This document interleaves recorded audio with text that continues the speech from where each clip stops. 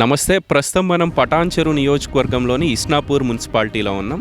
ఇస్నాపూర్ బాగా అభివృద్ధి చెందిపోతుందంటూ ప్రభుత్వం దీన్ని మున్సిపాలిటీ చేసింది. ప్రస్తుతం ఒక డంప్ యార్డ్లో ఉన్నాం. ఇస్నాపూర్కి సంబంధించిన ఈ డంప్ యార్డ్లో ఏ రకంగా మున్సిపల్ అధికారులు చెత్తని కాలుస్తున్నారనేది మీకు ఈ విజువల్స్ చూస్తే చాలా స్పష్టంగా అర్థమవుతుంది. ఒక్క నిమిషం కూడా ఇక్కడ నిలబడలేని పరిస్థితులు, నిలబడి మనం రిపోర్ట్ చేయలేని పరిస్థితులు. మరి ఇక్కడ ప్రజల పరిస్థితి ఏంటి? వీకర్ సెక్షన్తో పాటు ఇందిరమ్మ కాలనీకి సంబంధించిన సుమారు 700 కుటుంబాల ప్రజలు ఇక్కడ నివసిస్తూ ఉన్నారు. వాళ్ళ ఆరోగ్యాలు ఏం కావాలి? ఇక్కడ చుట్టుపక్కల కాలనీల ప్రజలు ఇప్పటికే కమిషనర్ని కలిసి వినతి పత్రం ఇచ్చారు. నేను కొత్తగా వచ్చాను, ఖచ్చితంగా చర్యలు తీసుకుంటాను అని చెప్తూ ఉన్న మాటలు. ఆయన చర్యలు తీసుకునే లోపు ఇక్కడ ప్రాణాలు పోతే, జనాలు ఇబ్బందులకు గురైతే దానికి ఎవరు మూల్యం చెల్లించాలి? వీటన్నింటి మీద మాట్లాడదాం. మనతో పాటు కొంతమంది మహిళలు కూడా అక్కడ వెయిట్ చేస్తూ ఉన్నారు. వాస్తవానికి వాళ్ళని ఇక్కడికి తీసుకురావటం ఇష్టం లేక ఆ రోడ్డు మీద నిలబెట్టి నేను ఇక్కడికి వచ్చి మాట్లాడుతూ ఉన్నాను. చూడండి ఏ రకంగా చెత్తని మున్సిపల్ అధికారులు యథేచ్ఛగా కాలుస్తూ ఉన్నారు, బహిరంగంగా కాలుస్తున్నారు అనేది మీకు ఈ వీడియోలు చూస్తే అర్థమవుతుంది. ఈ పొగంతా రోడ్ల మీదకి వెళ్తూ ఉంది, ఈ చుట్టుపక్కల కాలనీల్లోకి వ్యాప్తి చెందుతూ ఉంది. దానివల్ల అనారోగ్య సమస్యలు ఏర్పడుతున్నాయి అని చెప్పి. ఎక్కడి నుంచి అన్న ఈ చెత్త తీసుకొచ్చింది? ఎక్కడి నుంచి? ఇస్నాపూర్ నుంచే. ఇస్నాపూర్కి సంబంధించిన చెత్తేనా ఇదంతా? రోజుకి ఎన్ని తీసుకొస్తారో మీరు? ఒకటే బండా మీది? అట్లా చాలా బళ్ళు ఉంటాయి, అందరు తెచ్చి ఇక్కడే. మీరు ఓన్లీ తెచ్చేయటమేనా? ఈ కాల్చేది కూడా మీరేనా? ఎవరు కాలుస్తున్నారో మీకు తెలియదు. ఓకే, సో అది పరిస్థితులు. వాళ్ళు ఓన్లీ చెత్త తీసుకొచ్చి ఇక్కడ డంప్ చేయడం వరకే, కాల్చేది ఎవరో కూడా డంప్ చేసే వాళ్ళకి కూడా తెలియని పరిస్థితులు. అన్న పైకే పదండి, ఎందుకంటే ఇక్కడ నిలబడలేని పరిస్థితులు ఉన్నాయి కాబట్టి మనం పైకి వెళ్ళే ప్రయత్నం చేద్దాం. పక్కన ఈగలు ఒక్క నిమిషం కూడా మనల్ని నిలబడనివ్వని పరిస్థితులు కనిపిస్తూ ఉన్నాయి. మరి ఈ చుట్టుపక్కల కాలనీల ప్రజల పరిస్థితి ఏంటి అనేది వాళ్ళ మాటలు అడిగి తెలుసుకునే ప్రయత్నం చేద్దాం. పదండి, వాళ్ళు అక్కడ వెయిట్ చేస్తూ ఉన్నారు. సో ఏదైతే ఈ డంపింగ్ యార్డ్ విషయంలో తీవ్ర అవస్థలు ఎదుర్కొంటున్న కాలనీ వాసులు చాలామంది ఇక్కడ ఉన్నారు, వాళ్ళతో మాట్లాడించే ప్రయత్నం చేద్దాం. ఒక్క నిమిషం కూడా ఇక్కడ నిలబడలేని పరిస్థితులమ్మా. మరి మీరు ఎట్లా బతుకుతూ ఉన్నారు ఇక్కడ? ఏం చేయాలి మరి? ఇక పిల్లలకు దాటమైన కష్టం చేస్తున్నాం, దవాఖానలకు పెట్టుకుంటున్నాం. మరి ఏం చేయాలో చెప్పు. ఒక్కూరిదిగా మా ఊరిదన్నా కాదు కదా, 4-5 ఊళ్ళో తెచ్చిండే వస్తున్నారు. 5-6 ఊళ్ళో వస్తే మేము ఇంట్లో ఉంటామా ఉండమా? ఎట్లా చేయాలో చెప్పు. ఎక్కడ మీరుండేది? ఎక్కడమ్మా? ఏ కాలనీ? ఇదే కానీలా. ఇక ఇట్లా మనసులేక వస్తున్నది బయటికి రాగానే. మేము అంటే ఎట్లన్నా ముక్కుకు మూసుకుంటాం, పిల్లలు మూసుకుంటారా? పిల్లల మాటకు చేరాలి. ఇది అవకాశం పాలే అవుతున్నాం. ఓకే, మరి ఎట్లా చేయాలి ఇప్పుడు? అధికారులను కలిసి కంప్లైంట్ ఇచ్చారా మీరు? ఇచ్చారు, గ్రామ పంచాయతీలో ఉండబోయి ఎవరు పట్టించుకుంటారు లేరు. ఇంకా ఇచ్చినా కానీ 5-6 సార్లు ఇచ్చినాం. వాస్తవానికి ఈ ఈగల వల్ల మనకు రోగాలు కూడా వస్తాయి అమ్మ. ఎక్కువసేపు నిలబడి మాట్లాడలేని పరిస్థితులు. మెడికల్ చెత్త కూడా ఇక్కడనే వస్తారు, 5 ఊళ్ళో చెత్త వస్తుంది. చెత్త వల్ల మాకు చాలా వాంతులు అవుతున్నాయి. చిన్న పిల్లలు 2-3 సార్లు వాంతులు అరిగా, వీళ్ళ పాప బాబు అయితే హాస్పిటల్కి చాలా ఇబ్బంది అవుతుంది. తీసేయాలి ఇది ఖచ్చితంగా. ఇంత ముందు కూడా చాలాసార్లు కంప్లైంట్ చేసినట్టున్నారు మీరు? చేసిరు కానీ పట్టించుకోవట్లేరు కదా ఎవరు. చేయాలి కదా, మాకు అందరికి, పెద్దవాళ్ళకి చిన్నవాళ్ళకి అందరికీ ప్రాబ్లమే కదా, ఎవరికైనా బాగుంటలేదు. క్వాలిటీ అయ్యింది, పన్నులు కూడా పెరిగినాయి, కానీ ఈ చెత్త వల్ల మన సమస్యలే మారేటట్టు లేదు. ఎట్లా మళ్ళీ మారాలి కదా, పన్నులు కడుతున్నారు, అన్ని కడుతున్నారు, అందరికీ ప్రాబ్లాలు ఉన్నాయి. పెద్దలకు చిన్నలకు అందరికీ ప్రాబ్లాలు వస్తున్నాయి, అందరికీ జ్వరాలు వస్తున్నాయి. మాకు చేసుకున్న కష్టమంతా దవాఖానలకే సరిపోతుంది. ఎట్లా మరి?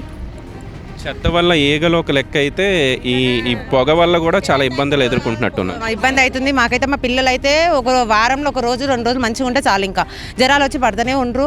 అసలు హాస్పిటల్ మేము చేసుకున్న కష్టమంతా మేము హాస్పిటల్లో పెట్టడం అవుతుంది మాకు. అసలు మాకు ఏమి ఇక్కడ ఉన్నదికే నైట్లో అయితే, ఈరోజు పొద్దున్న అయితే మాకు అసలు 9 గంటల వరకు డోర్లు దేనికి లేకుండా అయిపోయింది అవకాశం. అంత పొగ వచ్చిపోయింది, మొత్తం నిండా పొగ నిండిపోయింది.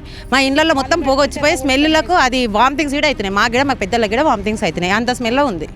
మాకు 5 ఊళ్ళ చేత మొత్తం ఇక్కడ నుంచి తీసేపిస్తే మీకు చాలా రుణపని ఉంటాం మేమైతే. ఇక్కడ ముసలి వాళ్ళకి కూడా బాగా ఇబ్బందే కదా, ముసలోళ్ళు ఉంటారు, చిన్నపిల్లలకి ఇంకా దగ్గు దమ్ము రావడం వల్ల వాళ్ళకైతే వెళ్తారు వల్ల ఇంకా వాళ్ళు చాలా ఇబ్బంది వాళ్ళు.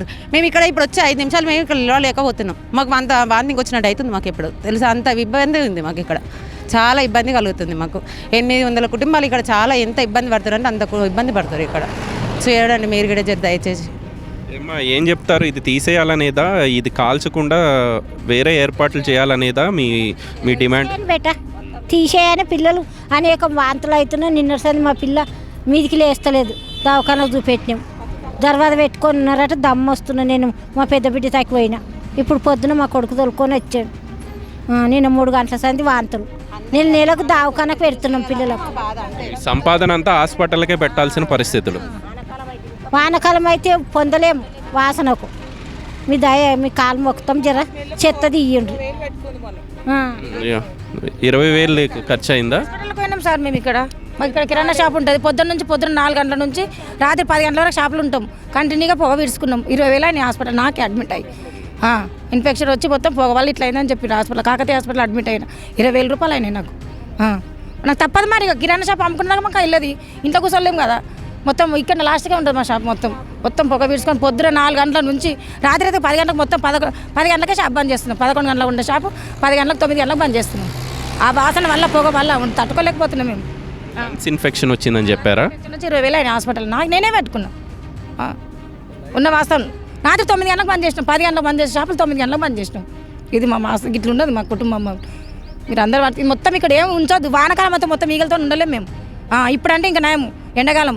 వానకాలమే తీగలతో ఉండలేము మేము. తీసేయాలి, ఇక్కడ ఉంచొద్దు. నీళ్ళు నింతే వాసన తట్టుకోలేము మేము. కొంతమంది అన్నవాళ్ళు కూడా ఉన్నారు. ఏంటన్నా ఏం చెప్తారు? దుర్భరమైన పరిస్థితులు కనిపిస్తున్నాయి. ఇక్కడ నిలబడితే 10 నిమిషాలు కూడా నిలబడలేని పరిస్థితులు అన్న. ఇక్కడ ప్రజెంట్గా ఇక్కడ నుంచి చాలా రోజుల నుంచి అందరం ఫేస్ చేస్తున్నాం ప్రాబ్లమ్స్. ఇక్కడ సుమారుగా అందరం బాధితులం ఖచ్చితంగా ఉన్నాం. రాత్రి కూడా చాలా ప్రాబ్లం తోటి ఉన్నాము. ఇక్కడ ఈ ప్రాబ్లమ్ని మేము తీసుకొని పోయినాం ఆల్రెడీ కమిషనర్ దగ్గర తీసుకెళ్తే ఆయన స్థానుకూలంగా స్పందించిండు. కాకపోతే ఆయన చెప్పిండు ఏంటంటే, వచ్చింది నేను కొత్తగా, నేను ఇప్పుడు నాకు కొంచెం 2 నెలలు 3 నెలలు టైం కావాలి అని అన్నాడు. కాకపోతే ఇప్పుడు వచ్చిన తర్వాత కూడా ఆయన వచ్చి కనీసం 1 సంవత్సరం 2 సంవత్సరాలు అయితే మున్సిపాలిటీ ఏర్పాటు అయ్యింది. ప్రజెంట్గా అయితే ఈ సిచ్యువేషన్ మీకు లైవ్లో చూపిద్దామని మిమ్మల్ని పిలిచినామన్నా. కొంచెం ఇది కమిషనర్ గారికి కానీ, స్థానిక ఎమ్మెల్యే గారికి కానీ, స్థానిక కలెక్టర్ గారికి కానీ ఇది కొంచెం మీరు వైరల్ చేసి కొంచెం ఆ స్థానిక ప్రాబ్లమ్ని సాల్వ్ చేస్తారని పిలిచినామన్నా. ఇలా ఏ రాజకీయంగా మేము పిలవలేము. ఇది ఓన్లీ మేము ప్రాబ్లమ్స్ గురించి మేము పిలిచినాం. కొంచెం దయ చూసి మీరు వైరల్ చేసి కొంచెం మా ప్రాబ్లమ్ సాల్వ్ అయ్యేటట్టు చూడండి అన్న. అక్క చెప్తా ఉంది 20,000 రూపాయలు ఖర్చు అయింది, లంగ్స్ ఇన్ఫెక్షన్ వచ్చిందని చెప్పి. అట్లా ప్రతి కుటుంబంలో ఏదో ఒక సమస్య ఉన్నట్టుగా అర్థమవుతూ ఉంది ఇక్కడ పరిస్థితులు చూస్తే. అవునన్నా, ఇక్కడ ప్రత్యేకంగా చాలా అంటే ప్రతి ఒక్కరు మీరైతే లైవ్లో చూస్తున్నారు. ప్రతి కుటుంబానికి ప్రతి ఒక్క ప్రాబ్లం ఉంది. పెద్దవాళ్ళు అయితే శ్వాసకోశ సంబంధించిన ఆల్రెడీ మాకు ఇండస్ట్రియల్లో చాలా పొగ కాలుష్యం ఉంది. ప్లస్ మనకి ఇక్కడ కూడా ఈ డంపింగ్ చేయడం వల్ల పొగ వచ్చడం వల్ల చిన్న పిల్లలకి ఇబ్బంది అవుతుంది. అదే కాకుండా మనకి ఇక్కడ హైవే ఉంది. ఆ పొగ మంచుల వల్ల యాక్సిడెంట్స్ అవుతున్నాయి. ఇక్కడ ఆ పొగ అనేది ఈ పీల్చడం ఒక ఎత్తు అయితే ప్రాణాలు కోల్పోవడం కూడా అవుతుంది. ఆ పొగ వల్ల యాక్సిడెంట్ అయ్యి దానిని మీరు మీ న్యూస్ 16 ద్వారా మీ ద్వారా మా స్థానికంగా కమిషనర్ కానీ అందరు తీసుకొని మా కొంచెం ఈ ప్రాబ్లం సాల్వ్ అయ్యేటట్టు చేయాలన్న మీ మీడియా ముఖంగా మేము కోరుకుంటున్నాం. అదొకటే. గ్రామ పంచాయతీ ఉన్నప్పుడే ఈ డంప్ యార్డ్ ఏర్పడింది. అప్పుడు ఏం చెప్పారు? అసలు ఏ ఉద్దేశంతో ఇక్కడ డంప్ యార్డ్ పెట్టారని మీకు అనిపిస్తూ ఉంది? అప్పుడు భూషణం తాత అనే కారోబార్ ఉండే. కారోబార్ ఏం చెప్పిండంటే జస్ట్ ఎరువు తయారు చేస్తాం అంతవరకే, దీనివల్ల మీకు ఎలాంటి ఇబ్బంది లేదు అని చెప్పిండు. ఆ టైంలోనే కంప్లైంట్ చేసినాం మేము గ్రామ పంచాయతీ. అప్పుడు గడ్డం శ్రీశైలం గారు సర్పంచ్ ఉండే, వారిని కూడా వెళ్ళి పర్సనల్గా కలిస్తే చెప్పి దాంతో ఎటువంటి ఇబ్బంది ఉండదు అన్నారు. సో దాని తర్వాత 1.5 year తర్వాత మున్సిపల్ అవ్వడం జరిగింది. మున్సిపల్ నుంచి 5 villages నుంచి నాన్ స్టాప్ వస్తున్నాయి. దాన్ని ఆపలేకపోతున్నాం. 2 సార్లు కమిషనర్ సార్ చెప్పినాం, మేము ఇక్కడ చెప్పినాం, ఆపినాం. వేరే వాళ్ళు వెళ్ళి కంప్లైంట్ ఇచ్చారు.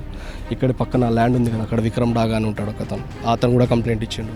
తను పర్సనల్గా కలెక్టర్ కలవడం జరిగింది. కలెక్టర్ కలిసినప్పుడు ఒక 20 టిప్పర్లు వెళ్ళినాయి. మ్యాక్సిమం 20 వరకు టిప్పర్లు లోడ్ తీసుకెళ్ళిపోయారు. దీంట్లో నుంచి డంపింగ్ అంతా చేశారు. తర్వాత యాజ్ ఇట్ ఈస్ మళ్ళీ పొగ స్టార్ట్ అయింది.